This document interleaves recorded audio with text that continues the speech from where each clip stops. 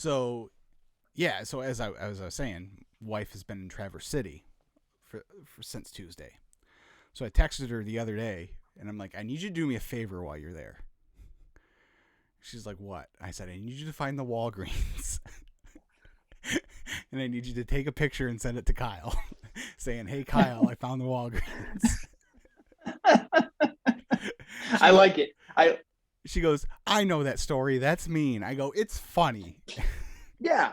It's funny because it's mean. Yeah. But it's lighthearted mean. Exactly.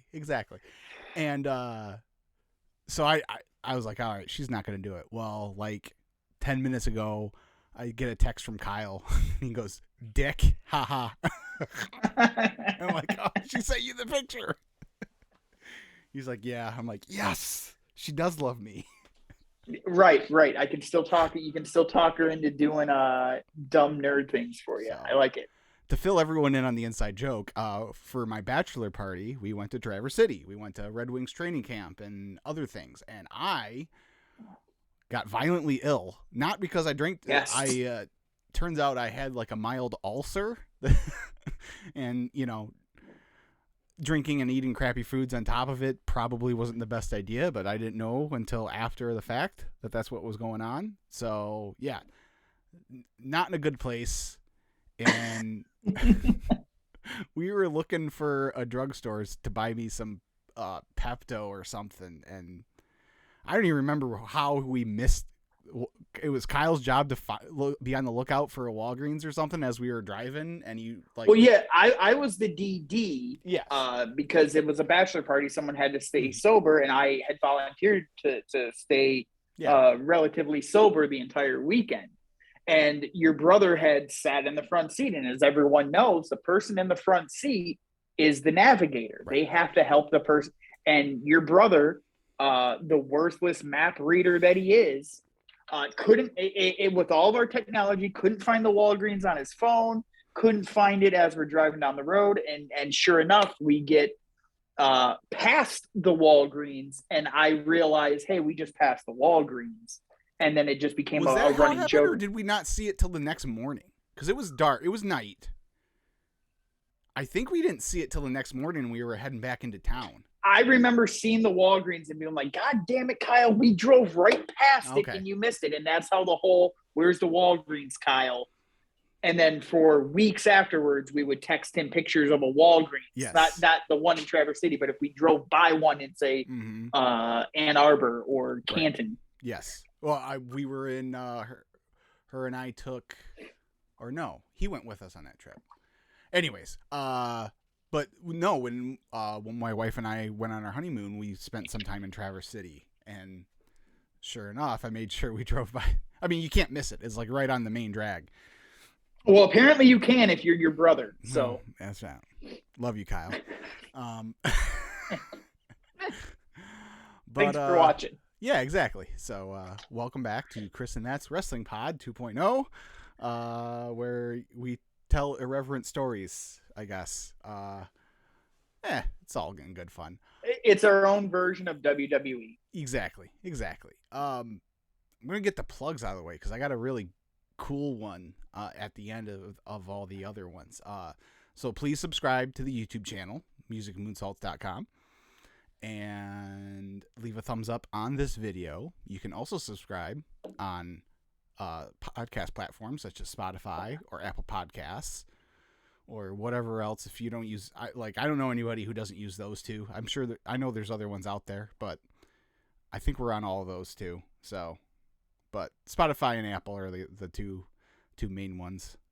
And is Tidal still a thing? I don't know.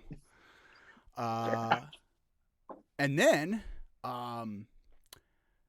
tomorrow night, if you're watching this on Friday after I post this, or, even if you're watching it maybe Saturday morning, so tonight then, I will be joining the guys over at Late Night Grin for a WrestleMania 19 grin along. We're going to watch WrestleMania 19.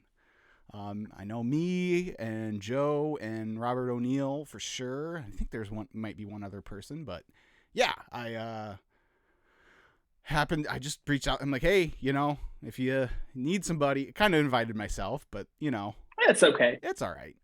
That's how I ended up back doing this. So. Right, exactly. So it's all good. No shame in my game. So yeah, that'll be a lot of fun. That's going to be on their Twitch channel. So it's twitch.tv/late night grin. And yeah, so check that out. That's going to be a lot of fun. That's a great pay-per-view. And it's 20 years since that pay-per-view. So it's like we're getting, well, they're not old. Those are all youngins. So, but you and I, we're getting old. Yeah, that's, man, 20 years. That's I remember I missed that show. It was when I was kind of in a lull of watching wrestling, not because I wasn't happy. It's just I had some stuff going on personally, and I had a girlfriend. I mean, let's be honest. The big part was who is now my wife. Well, there you go. See how it worked out. Occupied my time, and I missed that WrestleMania, and I remember when it came out on DVD, going to Best Buy, just sight unseen, just like, I need to buy it because I haven't seen it. It's funny. It's you guys will talk about it. It's considered one of the best WrestleManias, and as you know from our prior podcast, mm-hmm. I actually don't think it's that great of a WrestleMania. Yeah, I'm in the same boat. It's okay. It's fine. Right. But yeah, I mean, there's this whole like sect of people who think that that Rock and Austin match is the best one, and I'm like, and it's not. It's not. Yeah. But yeah, no, it's 17. 17 is the correct answer, and then there's everything else. Sure. But either way, I'm excited to watch you guys. You didn't even tell me about this. You're kayfabing me. Yeah. Off air. You didn't even mention this to me. I'm excited to check it out. I wanted your legit reaction on screen when I told you for the first time. Oh, well. Outstanding. Yeah. Compelling video here. So yeah, let's get it. We're obviously inching closer. We're about a week away from WrestleMania. This year's WrestleMania. And so there's the two branches of the biggest angle going right now have like they're coming into shape here. And so we're gonna spend some time on that. I do again this week want to real quick do a quick hit on Dynamite, just go through, because there a lot happened this week. It was another really good episode of Dynamite. I don't even want to go necessarily in chronological order, and you'll see what it'll all make sense here in a little bit. But like, so we get we're gonna get our FTR Ass Boys match, and FDR is putting their AEW careers on the line. Yeah, it's I don't know. It doesn't. These sort of things have always. I just don't like these angles. I just don't. It's not for me. Especially in this time where you've got like Dax openly teasing stuff. And maybe it's just it's part of being too into the outside of the television show. Why I'm not excited about it. I mean, if FTR leave, I texted you when they announced it. If FTR leaves AEW, like, it's really gonna suck. Yeah. Like, I'm gonna hate that move. Mm-hmm. But if they win, they've kind of already tipped their hand of like, well, yeah, of course they're gonna win if they're staying. Well, but I think that's why this one works, because there is enough doubt. Whereas, if they were doing if it had gotten out there that they've already signed their extensions and they did the stipulation, then it's kind of like, well, that's fair. That's telegraphing it. But since we don't know, like, I think it does add a little bit of, well, maybe, there's at least I'm probably 70-30 on them staying. So I'm 70-30 on them winning the match next week. Yeah. But, have they announced it for next week? I thought it was next week. Maybe not. Maybe I hadn't seen that. When Excalibur did his, no, you're let's right. see how much stuff I can pack in before I run out of breath. It was. Yeah. It wasn't. No, it's not next week. I think either way, part of it for me is like I don't want to see FTR and the Guns on TV. This doesn't interest me whatsoever. So I'm not going to be excited until the match is over and FTR has won. And if they don't win and they actually leave, it's just going to be like a bummer. So like it's more about I just don't care to see these four guys in the ring together. Mm-hmm. And now that stipulation is there, it's like, man, it's what they're supposed to do, right? They're hooking me into wanting to at least know what happens. But last week we did the rate your excitement. This would be a 2 for me because it's either going to be relief or depression. Right. Either one of those is an emotion. Because if they don't win, like I don't know where the tag division goes from there. Yeah. But like we said, that match is not next week. But next week we are getting the long-awaited in-ring return of Adam Cole, Bebe, and he's facing Daniel Garcia. That should be a really good match. I'm looking forward to that a lot. It should be a really good technical wrestling match, I would think, too. Yes. I'm curious to see how long the Adam Cole babyface thing has steam. Mm-hmm. Garcia and the Jericho Appreciation Society is a perfect start for Adam Cole to. I called it too. I called that too. Yeah, you did. You did. He was going to end up when he came back. He was going to end up in the Jericho orbit. So yeah, right. Garcia. I wish they would figure out what they're going to do with Garcia in the sense of is he the pro wrestler? Is he the sports entertainer? Yeah, because they made that tease again this week where he slipped up and started calling himself a pro wrestler and then changed it. And it's literally the stuff they were doing like 9 months ago. Yeah. It would be one thing if they hadn't already done it and then moved on. I don't know. Mm-hmm. But it's exciting to see Adam Cole finally at this point. Yes. I think we're all like the people that know his story and. What he went through the last few months we're always going to have that reservation, kind of like when Bryan Danielson wrestles of like, man, I really hope he can make this work.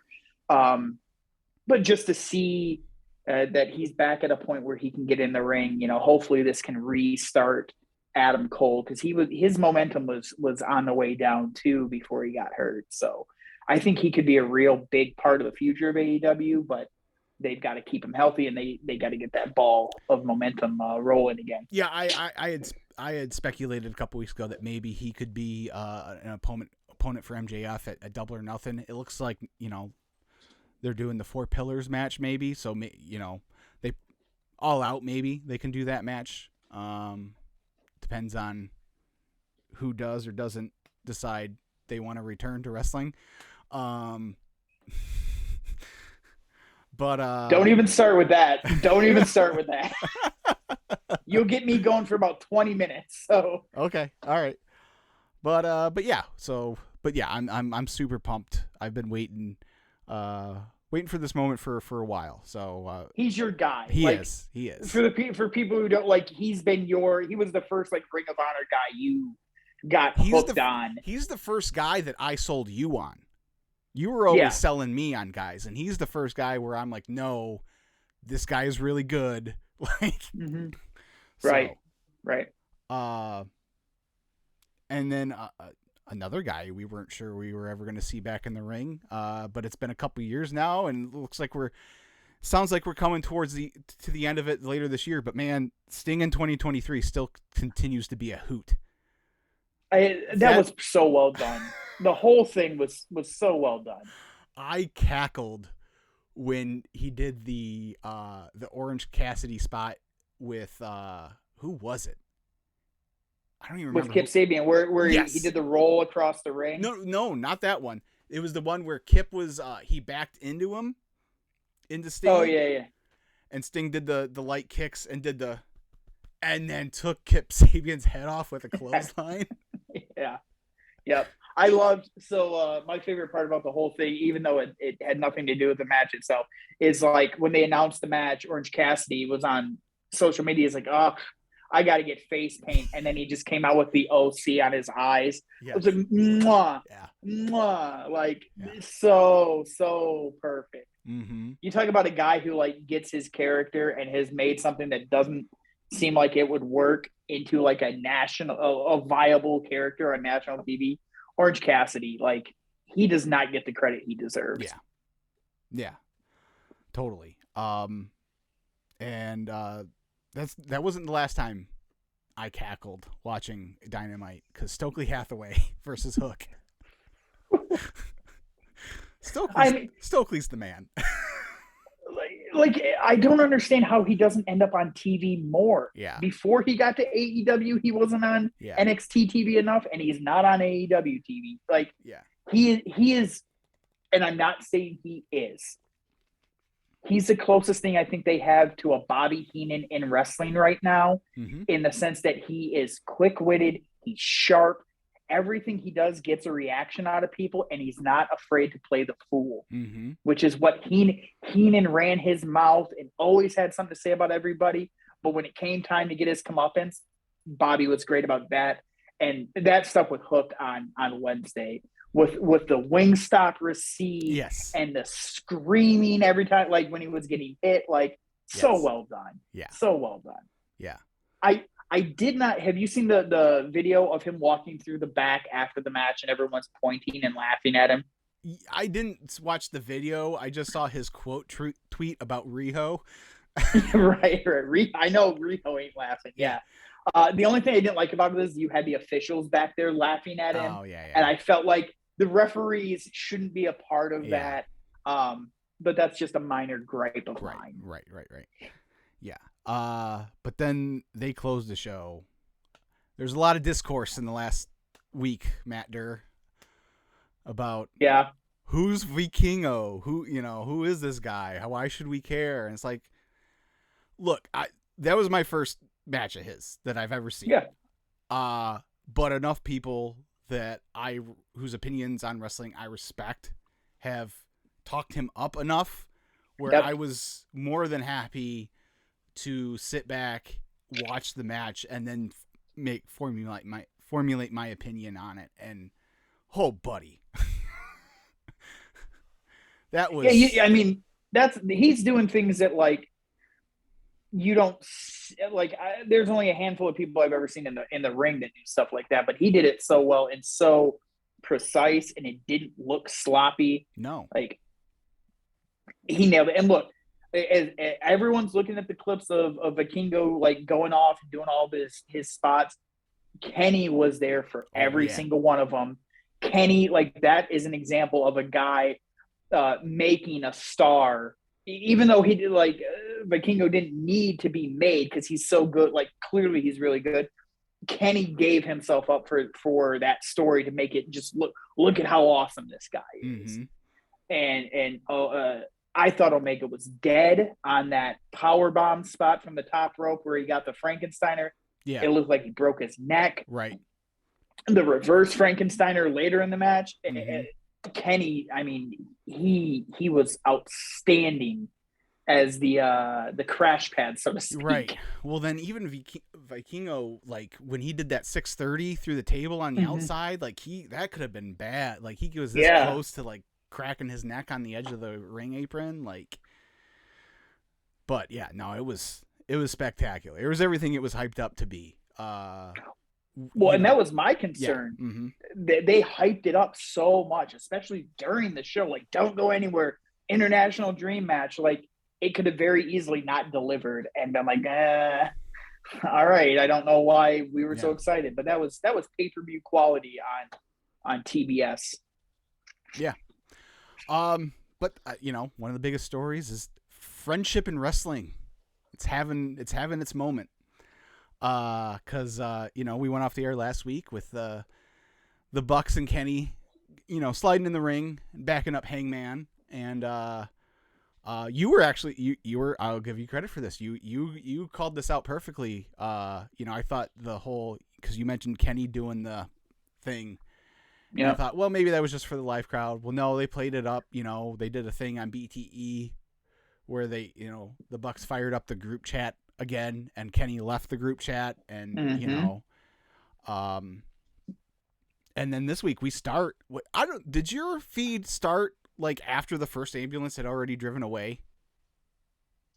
Yes. Okay. No, it hadn't driven away. You know what? I don't remember, but I do remember seeing 2 ambulances, but I can't remember if the first one was driving away or if it was like in the background. So yeah, I think there was a miscue, because when they showed it again later, there was more context, because I was a little not confused, but I'm like, well, that, so what was supposed to be shown was, they're loading the Bucks up into separate ambulances, and Cutler was in with Matt Jackson in the first ambulance. And before that ambulance drives away, he yells out, because Hangman's back there too, as well as Don and Kenny. And while Don and Kenny are having their conversation, Cutler yells out to Hangman saying, "Hey, make sure someone rides with Nick." Yeah, I didn't get any of that. Yeah, I didn't either until they replayed it later in the night. So yeah, it was a little weird. But so then Hangman kind of looks around, and he hops in the ambulance with Nick and heads to the hospital with Nick. And Kenny's all upset because his boys have been taken out, and we're pretty sure it was the BCC who did it. And it's a thread that goes through the night, because there's Marvez does an interview with Kenny and Don, and Kenny's still like, what am I gonna do, and Don is like, you're gonna go out there and be the god of pro wrestling. And then they have the match, and Kenny is the god of pro wrestling. So then after the match, Blackpool Combat Club come out, kind of, looking to pick the bones of Kenny, and Hangman comes back in the ambulance and makes the save with a 2x4 with nails in it. Sure.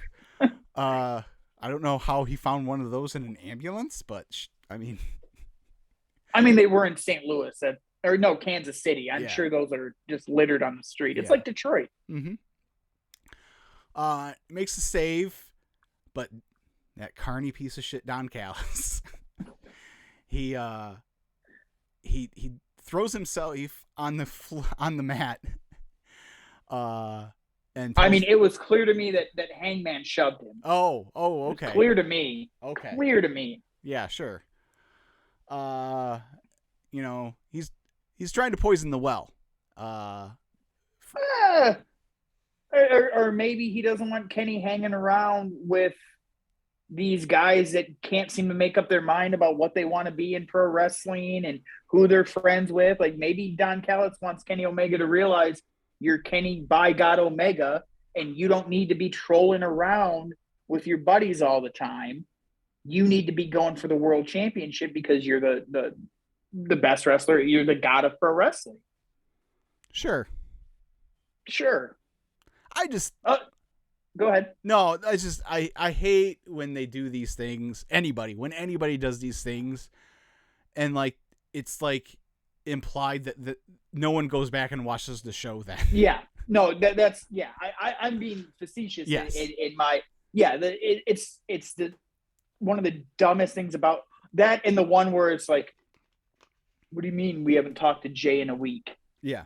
Here I am. Why isn't Jay here? Yeah. I haven't talked, like he said he would be like, you mean to tell me you don't pick up the phone or text him? Well, he pissed me off on Friday. I'm not going to talk to him again until next Friday. Yeah. But I'm so upset. We have to, like, it's one of those it's a weak part of storytelling in pro wrestling, unfortunately. Yeah. It's one of those things that you're supposed to just yada yada and accept. Yeah. But I mean, that one's like no one is going to reach out to Kenny. Like, even if Kenny doesn't go back and watch the show on his own, like, no one's going to reach out to Kenny and be like, hey, you might want to go watch the end of Dynamite again, because what Don's telling you about Hangman isn't what happened at all. Yeah. But yeah, I mean, I think, again, we're going to we're all going to kind of, each week with each step kind of take our throw our darts at the dartboard is where this is all going. And I think it's maybe after this week, maybe it's leading to Kenny leaving the Elite, and we're going to do BCC versus the Hung Bucks. Maybe I don't like that. I've always wanted the Elite, the three, to never have that split. Yeah. But would it surprise me if that happened? No.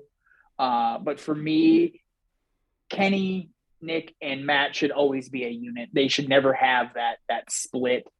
But at the same time, it's been what, 7-8 years that they've been a unit. Like if you're gonna do it, this Hangman being in the middle would make the most sense, right? Yeah. Mm-hmm. And it's like it's the overarching story. Full Gear wasn't. It was the end of that chapter, and we went away from it. But like that, this is the story with the four of them is something that they can. It doesn't have to ever end. Like it always can be built upon. Sure. So, kind of like, unless there's anything else from Dynamite you want to mention. No. Okay.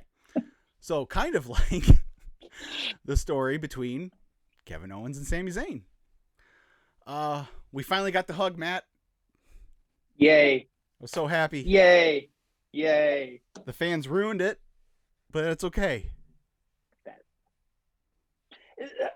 I feel like I'm nitpicking when I bring this up, but it was the same thing with the Hangman segment at Dynamite. Why are you playing his music and alerting the bad guys that he's coming to the ring to make the save? This was fine though because he didn't come down. No. Yeah. See. Okay. Then how do they know he was coming out of the just how did they know? Did he call up somebody and be like, hit my music? That's why Cody was smiling at the television because he gave Cody the heads up. Cody went to production and was like, "Hey, play Kevin's music." Yeah, play Kevin's music, and then I'm going to run back to this TV and stand there grinning ear to ear like a fool. Like, it's just like that kind of took me out of it for a second. And it's such a minor gripe, but it's also like, come on. Especially like with the Hangman thing, it took him so long from the time the ambulance showed up to the time he got to the ring. Why didn't the three Blackpool Combat guys go get chairs? And okay, you've got a 2x4. We've got chairs. So I thought, going back to that, I thought for sure they're going to run out of time again because it took so long from when. So long. So and especially they're watching SmackDown on Friday. Yeah. And they saw how ridiculous, if they know what they're doing, they saw how ridiculous it was that Kevin Owens' music hits. Jimmy and Jay just turn around and stare up the ramp for 45 seconds. Mm-hmm. And then Kevin shows up and they're like, what are you doing here? Right. It's just ridiculous.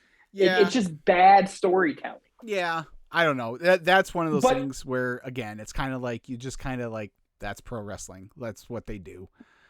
They want to get but those little tweaks can make it so much better. It could, but they want to get the pops. They want to get the music, the pops from the music. So no, what I was talking about, the pop was the hug.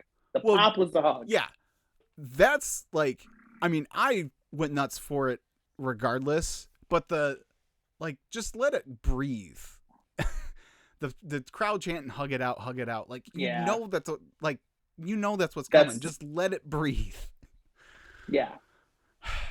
But I digress. Everything's got to be a chant now. Sure. And everyone has to sing along with everyone's theme song. Because, I don't know if you heard this, but Chris Jericho invented that. Yeah. Totally. No, but the segment itself, the way they built it through the night with the opening promo of Mr. Save the World from every problem that's ever happened, comes out and brings the two friends together and gets them to at least talk. And Kevin, just made the point, like, why would I want to fight next to someone who doesn't even want to be my friend? Mm-hmm. And Sami finally realizing that it's not just about taking down the bloodline. It's not just about them working together. It's like they got to mend the relationship too. Mm-hmm. And then chasing him out, Yeah. And that was like, I wish it would have maybe happened a week ago or maybe a week and a half ago, and Kevin doesn't come back the same night, but it worked either way. And, you know, the moment where they're standing in the ring together and Kevin is walking towards him, and Sami still doesn't know, so he backs up a little. It's another one of those little things that these guys are doing in this story where it's like, they're doing more than just being pro wrestlers. Like, they're acting, like they're delivering great performances. I'm glad you brought that up. There's a great Twitter account, Myths Gifts, and they do, especially with any story like this, they do these like super detailed like threads. So that was a direct callback to Kevin's first night in NXT when Sami won the belt, because that's exactly what happened. When Sami won the belt and Kevin came in before he inevitably attacked Sami, when he went towards Sami to give him a hug, Sami kind of backed up.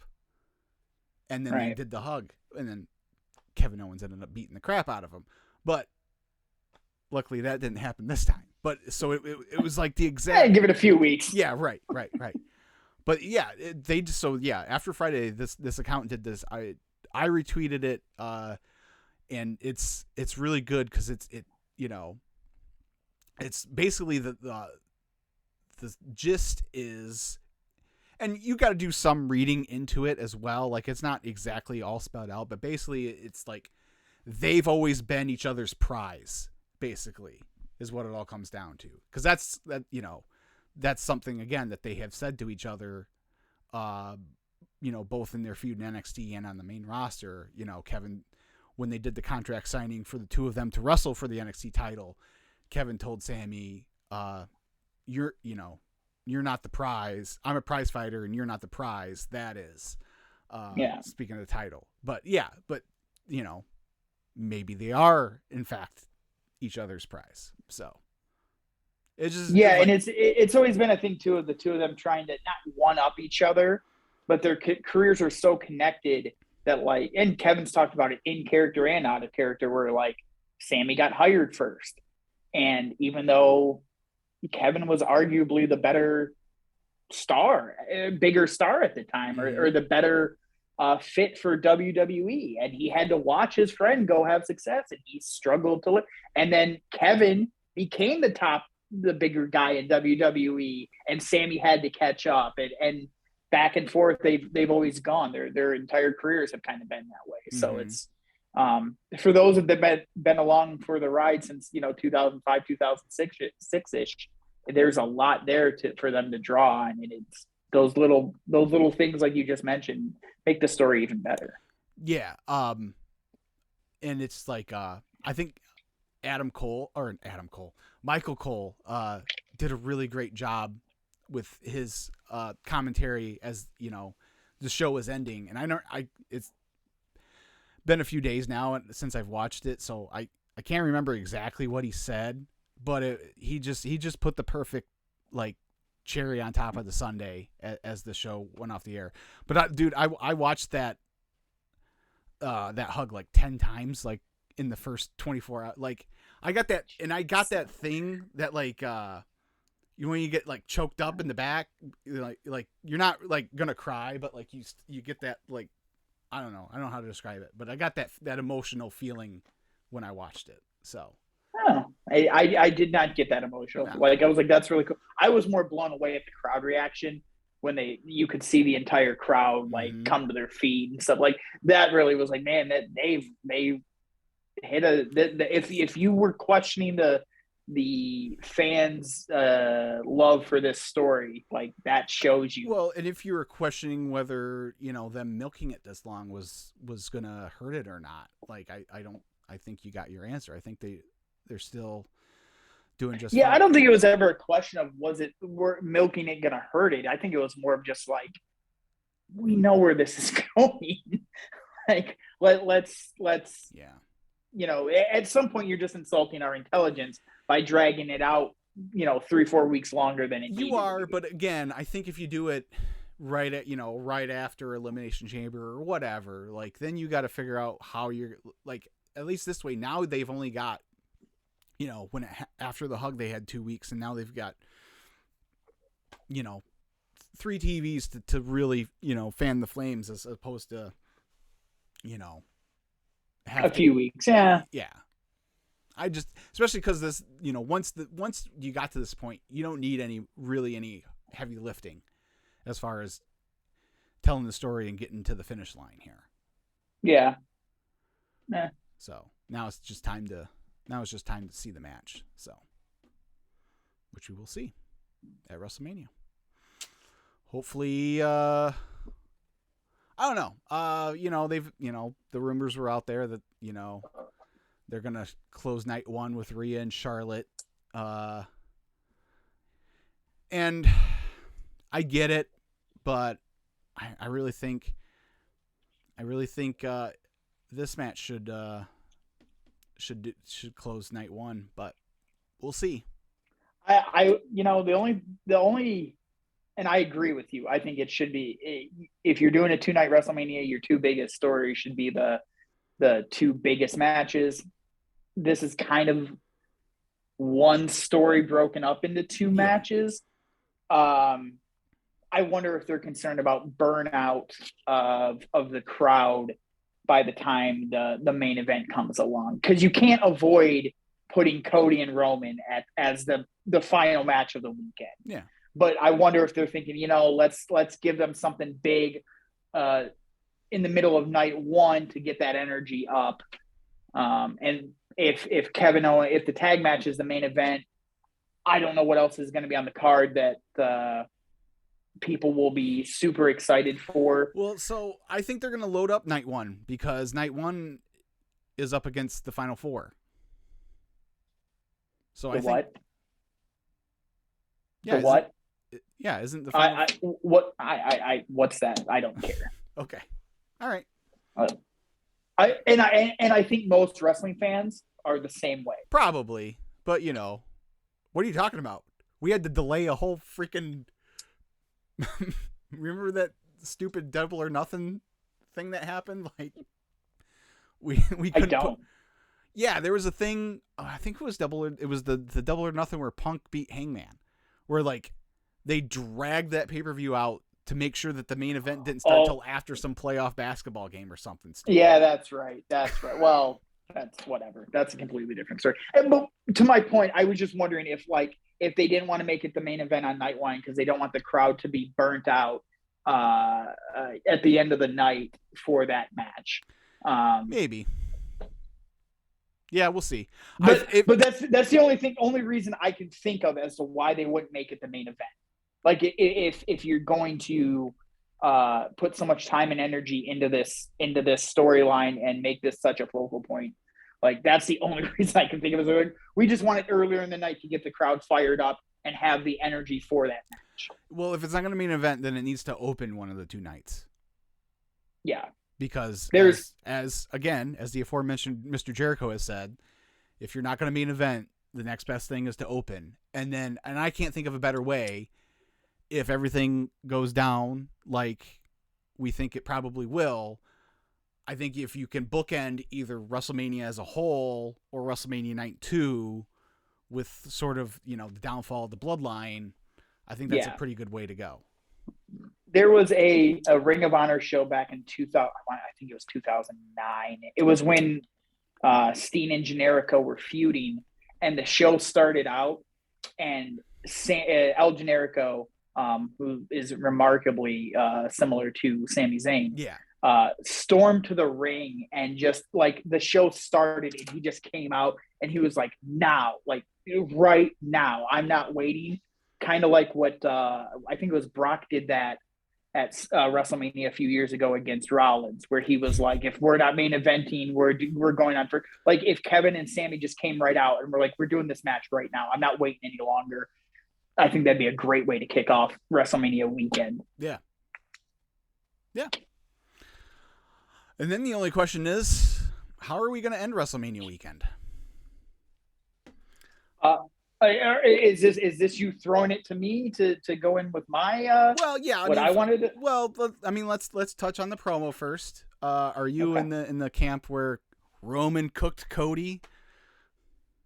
He did, and he could have. Like, I don't think people realize how close he came to absolutely ruining Cody as a babyface. Like, he could have really hammered on Cody, and I don't think he needed to. I don't think he should have. I'm just saying, like, that was pretty close to like exposing Cody for not being a superstar, so to speak. I don't think it would have absolutely killed the momentum for Cody going into Mania, but it could have put some doubt in people's heads about it going forward. Yeah. I in the same breath, I think Cody could have went harder back at Roman as well. I mean, especially when Roman opened that door about wanting to talk about not getting over. Like, I mean, there was a good 6 years where Roman wasn't getting over either. And that's going to play into what I want to talk about here. We talked about a couple weeks ago gambling on wrestling. And if you walked up to me and said, here's $500, you have to bet on someone to win at WrestleMania, the money's going on Cody. But in the promo this week and the one 2 weeks before, Roman said a couple things that made me think it might not be a bad idea to have Cody lose right now. Okay. And here's my and again, I want to be very clear. I'm not saying I want Cody to lose. I'm not saying he should lose. I'm not fantasy booking 6 months. This is my argument for the case for why Roman should win or could win in this scenario. And I need to ask you 3 things that I think you're going to answer. I know how you're going to answer, but it's kind of the premise. Is Cody Rhodes the top babyface in the WWE right now, full time? Because I think you could make the case that Cena's still the bigger star, but he's not there ever. Week to week, is there anyone bigger than Cody? Oh, absolutely. Or is there anyone bigger? No, I think he is absolutely. No, okay. Is the Bloodline storyline going to end at WrestleMania or the week after WrestleMania? No. And is there a clear feud for Cody coming out of WrestleMania based on what we've seen so far? Based on what we've seen so far, no. Okay. So with those 3 things in mind, and I'm going to start with the first part of Cody is the top babyface. Mm-hmm. Traditionally, babyfaces do better chasing a title. Mm-hmm. The excitement, the fan anticipation, the desire, especially with Roman, where a lot of people don't like that he's had the belt this long. They're ready for something new. Cody, once he gets the belt, naturally it's going to start to lose some momentum. Mm-hmm. It happens to every babyface champion. He doesn't need the title right now to make himself any more popular, but he can lose popularity by becoming the champion before the crowd has reached a fever pitch for it. And I still think there's some people in the audience that aren't ready for him to take the title. And that is because, as Roman has pointed out in his promos twice now, Cody has not really faced any adversity since coming to WWE. And historically in his career, when he faces adversity, he runs away. If part of finishing the story is having to overcome a significant loss or a significant disappointment and not running away like he's been accused of, it's going to make more people, I would think, love him even more, want to see him succeed even more, and get to the level that his dad never got to. I think had he not gotten hurt, this is where it would have gone. But he's only been back on TV for about 6-7 weeks now. I don't think that's enough time to build up a championship contender to take down the greatest champion of the last 30 years. Winning in the summer, if they stretch this out to SummerSlam, would also extend the peak of his popularity, in my opinion, because you won't have those summer down months where fans get to see a babyface champion overcome the odds, and then they start to get tired of them. We did it to Seth Rollins most recently. He beat Brock. They put him in a crappy angle with Baron Corbin. Nobody was excited for it.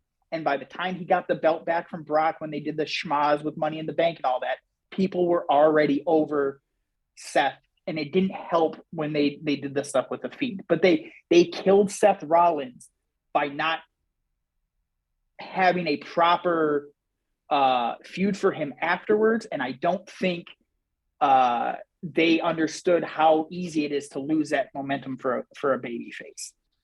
It happened to Shawn Michaels, it happened to Cena, and it happened to Roman, which is part of where I think if Cody were to beat Roman down the road, Cody could then throw it back in Roman's face of like, they tried to make you the star forever, and the only way you got over is by surrounding yourself with your family. And that's where the bloodline storyline not being over kind of comes into this. If Cody were to lose at WrestleMania, Roman could then go away. It's already pretty clear Roman's not going to be at like WrestleMania Backlash, and he's not going to be on He might TV want a vacation again to Puerto Rico. Yeah, maybe him and Bad Bunny got some stuff going on.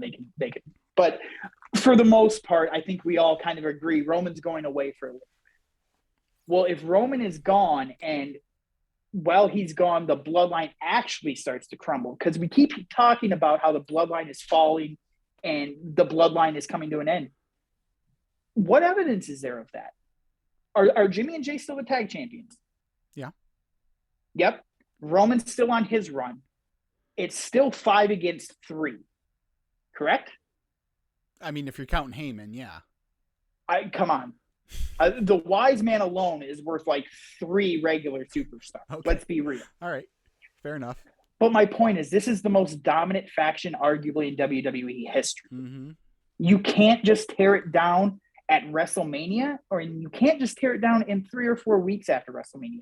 That separation needs to be a few more weeks. It should almost be its own separate storyline. Oh, I think it will be. I think it's going to be months. Like I don't think it's going to happen. And if that were to happen over the summer, and then we go into the rematch of Cody and Roman, where the bloodline is no longer doing his bidding, and Cody can expose that the only reason Roman had that reign was because he had all the help in the world, it will legitimize him as a top threat all the time. He can beat anybody, anytime, as long as he's not being screwed.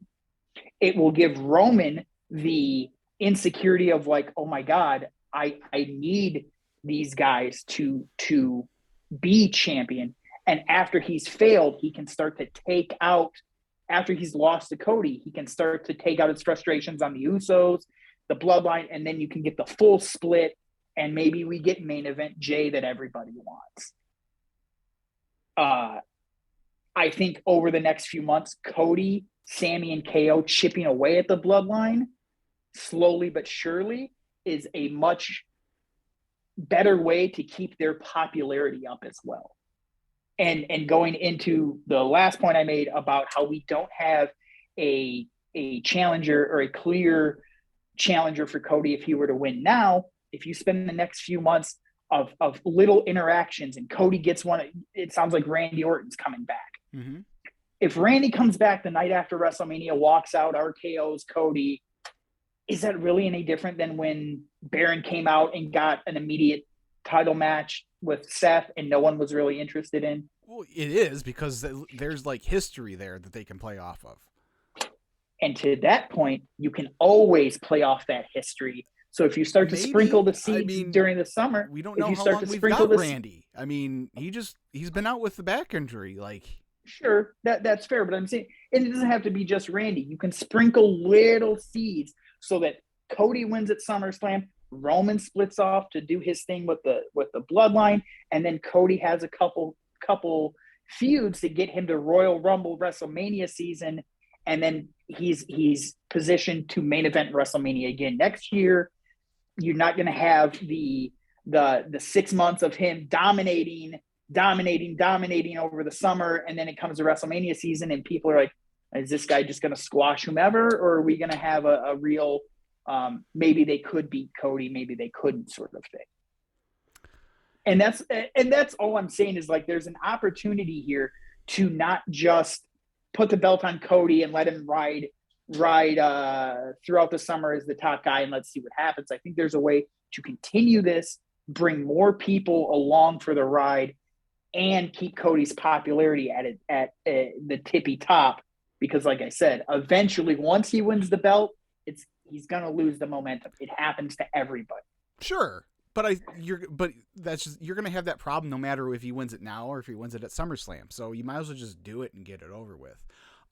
Here's my thing, and beyond. Well, let me start with this. Cody's the only one left. Roman's, I guess. Okay, so Roman hasn't technically beaten Rollins because he got DQ'd in that match, but he's successfully defended against everyone else, every other top guy. Cody's the only one left.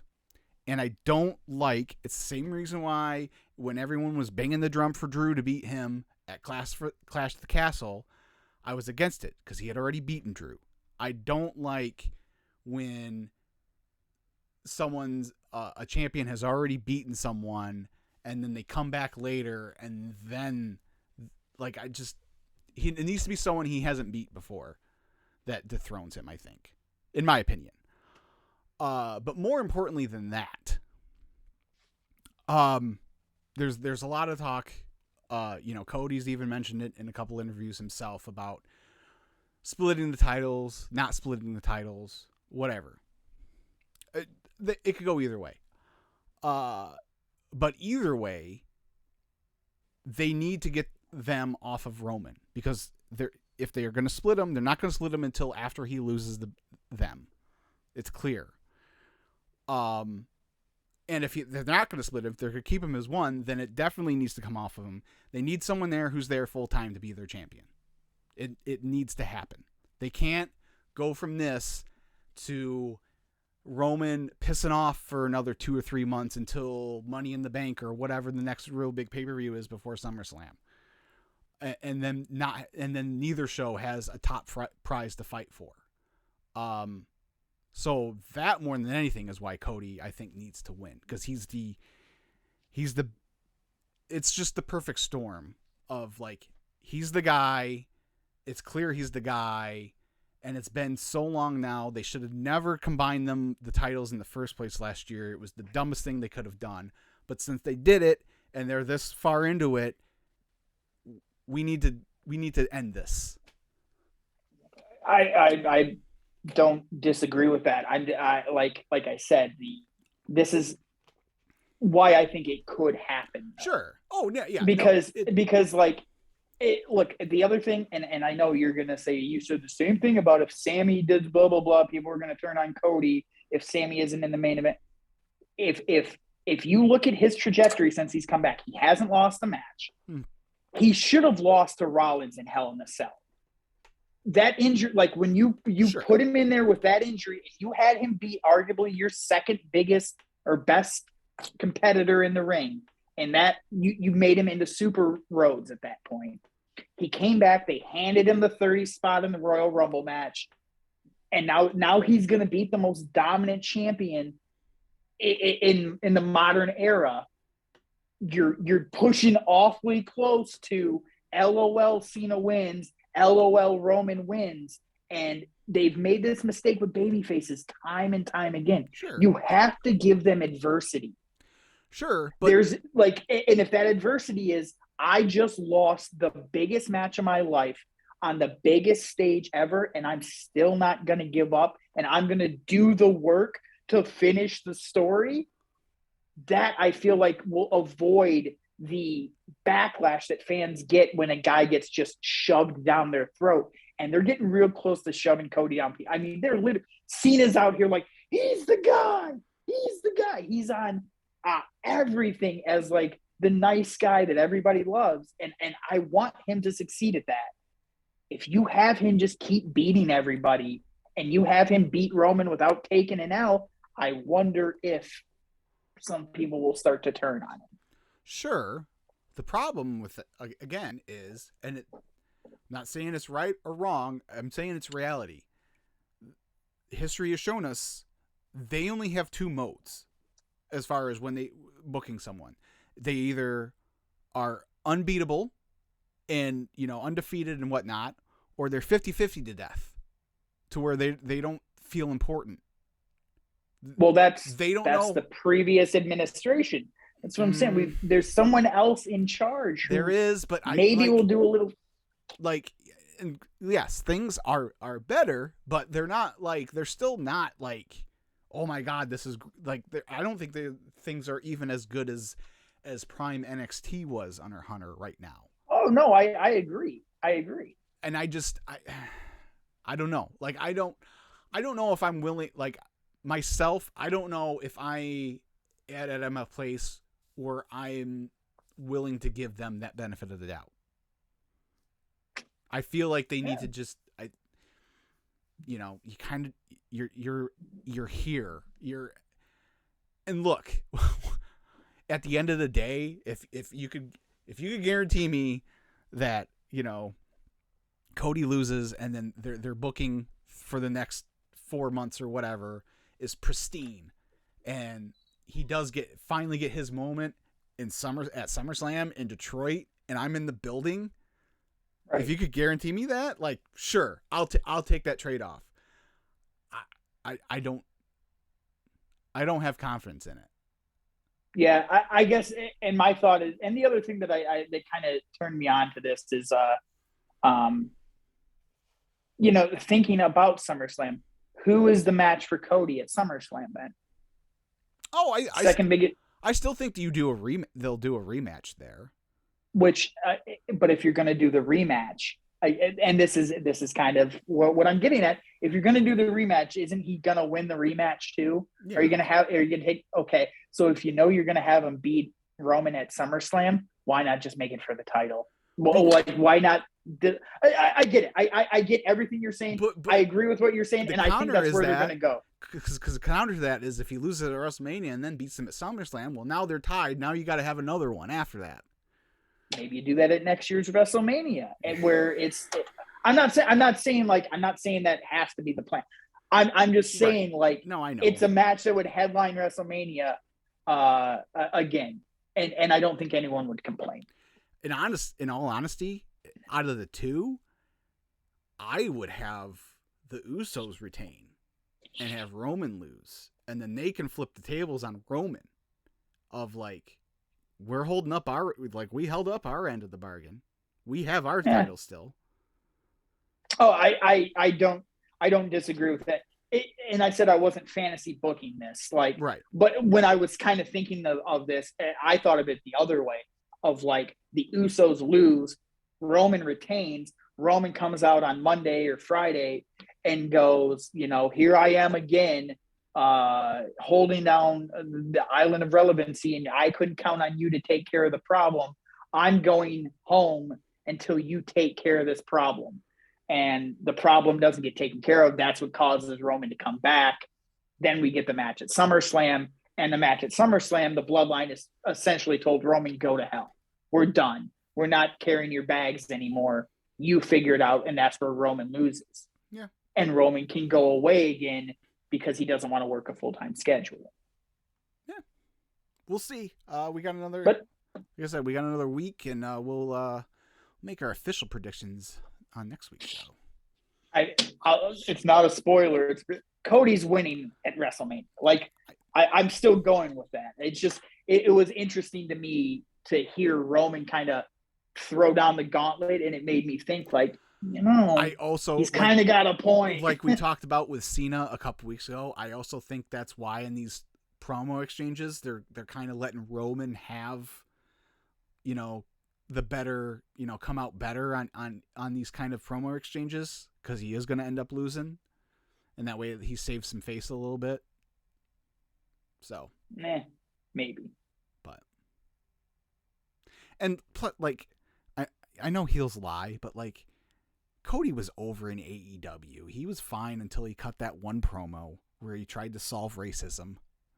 No, he was never over in AEW with the entire audience. He had his supporters, but there was a chunk of us that did not care for him from the beginning. And it's the same group of people that are still like, I don't get this guy. I don't get this appeal.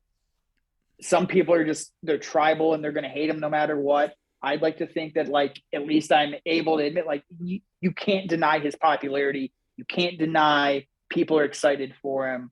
Like, if they put the belt on me, I wouldn't blame them one at all. But for me, and I think people like me that were really into the AEW stuff, he's never been an interesting character. He's a mashup of a bunch of other people's ideas and successes, and it works for him, but it seems disingenuous, and it doesn't seem like he's I don't believe anything that comes out of his mouth. It all seems fake to me.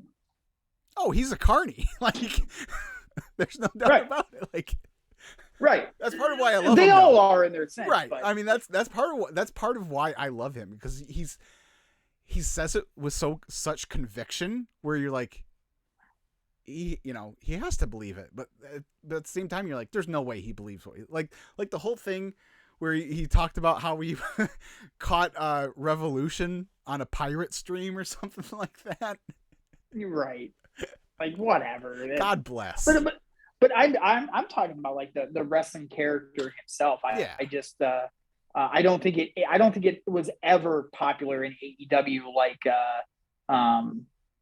like he was when he came to WWE. I disagree. I think early on, I think it was. I think after, like I said, the real turning point was that promo in Daly's place. That was bad. Like, even I was like, like, that A-Go-Go match at that pay-per-view was my pee break. Like, that's... Yeah, that was neither one of us watched it. We both went and got food and drinks and, like, used the bathroom. There's no... Yeah, it's, this might be a topic for post-Mania, but, maybe you're right. Maybe he was popular. And who was he working with at the start there in AEW? Was it Jericho and the Bucks and the Elite? It was Jericho and, and his brother. And his brother. Yeah, and then it's the damnedest thing. He got over a little bit, and then suddenly all these stories came out about how he was difficult in the back, and the EVPs weren't getting along, and Cody had to go to the Codyverse, and the Elite had to go tell their Hangman story. It's almost like there's a gang of people in AEW that don't like when their spot gets challenged, so they force out people that are taking the top spots because they can't draw ratings and make merch money. So then someone else starts to beat them, and they're like, we got to get this guy out of here. Better go talk to Uncle Dave. Let the money mark stand there like a fool and let his top star get ripped on over and over again and do nothing about it. It's almost like that happened to Cody. It's also almost like if you leave one company in part because you were putting that company above your own health and you're away for 7 years, that when you come and work for another company, you wouldn't make that mistake again. But here we are. Here we are, trying to do the right thing for business, trying to make the boss happy. And you do that, and then the boss lets everyone around you just shit on you over and over again. But hey, at least he gives you a hug when he's in front of everybody. So yeah. I have one thing in common with them. I've never seen a Rocky movie either. So me either. So you know what? I saw Thunderlips. I've seen the Hogan stuff. That's about it. Well, that's the movie in question. Right. Rocky 3. Right. So anyways, yeah. So yeah, next week. Pretty proud that I got through that without dropping a single F-bomb.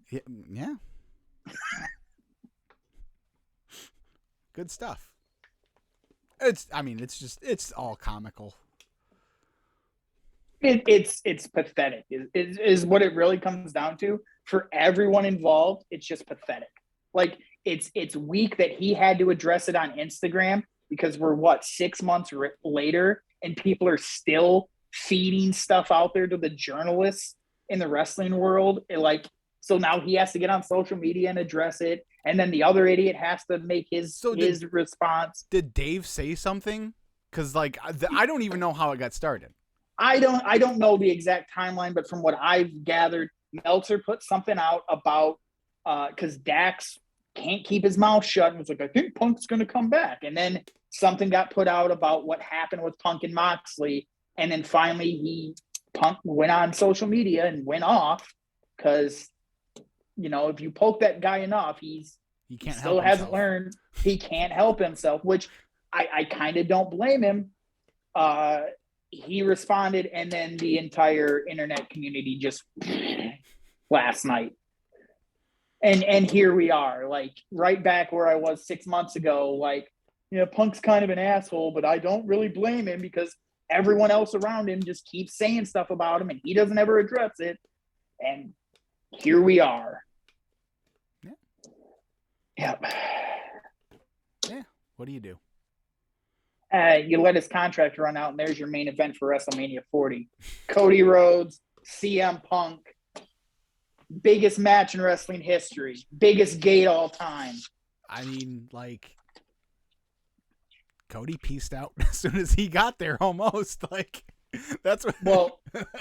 Well, and that's like, it's interesting because, like, I was saying that stuff earlier, like, half joking, but part of me, like, that's where my mind went. It's like, maybe that's why Cody left, is he saw there's this, like, club of people that can't keep their mouth shut and that get very threatened by anyone coming from their spot.